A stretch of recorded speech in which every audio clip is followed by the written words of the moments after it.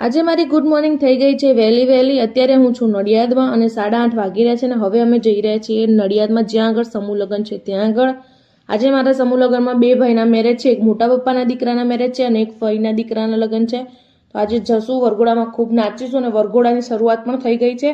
હવે ફટાફટ જશું સમૂહ લગ્ન વાળી જગ્યાએ. વરઘોડામાં પહોંચી ગયા હતા અને વરઘોડાની શરૂઆત થઈ ગઈ હતી. ભાઈને પણ બહુ ઉત્સાહ હતો, ભાભીને લાવવાના હતા એટલે એને એ પણ ડાન્સ કરી રહ્યો હતો, મારી બેન પણ કરી રહી અને અહીંયા બધા ફઈઓ પણ કરી રહ્યા છે ડાન્સ. સમૂહ લગ્નમાં એન્ટ્રી કર્યા પહેલા ફુવાએ અમને ખવડાવ્યું તુપાન. નડિયાદના સમૂહ લગ્નમાં જે છોકરીઓ આજે લગ્ન કરી રહી છે એ બધીને મળવાનો છે આ સામાન. આજે ભાઈ ચોરીમાં જઈને બેસી ગયો હતો. ભાભીના મામા અને મામી લઈને આવી ગયા હતા અમારા ભાભીને અને હવે ભાઈ પહેરાવી રહ્યો છે ભાભીને વરમાળા. મારી બેનના કપડા એટલા લાંબા હતા કે એને અહીંયા પણ સાફ સફાઈનું કામ ચાલુ કરી દીધું હતું.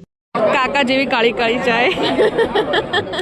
સમૂહ લગ્નમાં આ કાકા જોરદાર ગરમા ગરમ ચાય બનાવી રહ્યા હતા અને મારી બેન બધી મંડી ગઈ છે. હવે ચાય લવર છે તો બધી ચાય પીવા માટે, અને હું અને મારી આ બેન છે અમે બંને ચાય પીતા નથી. મારી બેનને ભૂખ લાગી છે ને એને વેફર ખાવી છે તો પેલી ક્યારની નાની છોકરીને બોલાવે છે પણ એ આવતી નથી. મારા હાથમાં છે ફૂલ અને હવે અમે ચોરીની વચ્ચોવચ્ચ ઉભા છીએ, કારણ કે બે બાજુ 2 ભાઈના મેરેજ છે તો બંને બાજુ અમે ફૂલ નાખીશું. જમવાની શરૂઆત થઈ ગઈ હતી અને અમને બધાને ભૂખ વધારે લાગી હતી તો અમે બધા પહોંચી ગયા હતા જમવાનું લેવા માટે અને હવે અમે પીશું છાશ. આજના દિવસમાં કંઈક હું આવી સુંદર લાગી રહી હતી અને હવે મારી સામે આ બેઠો છે, આ મારો ભાઈ છે જેના આજે ફાઇનલી મેરેજ થઈ જ ગયા. લગ્નને આજે 24 કલાક પણ કમ્પ્લીટ નથી થયા અને મારો ભાઈ મારા ભાભીની પાછળ જવા મંડી ગયો છે અત્યારથી. આખા સમૂહ લગ્નનું મેનેજમેન્ટ કરીને આ 3 ટાબરિયા ઊંઘી ગયા છે. હવે સમૂહ લગ્નને 25 વર્ષ પૂરા થઈ ગયા હતા તો આ એક બાજુ ભાષણ ચાલુ હતું. હવે પણ લગ્ન પતી ગયા હતા અને હવે થઈ રહી છે વિદાય. અમને હજી સુધી ગાડી લેવા આવી નથી કારણ કે ટ્રાફિક વધારે હતો અને અમે જોઈ રહ્યા છીએ રાહ અમારી ગાડીની. ફાઇનલી હવે બંને ભાઈના લગ્ન થઈ ગયા હતા અને હવે અમે જઈ રહ્યા છીએ અમારા ઘરે.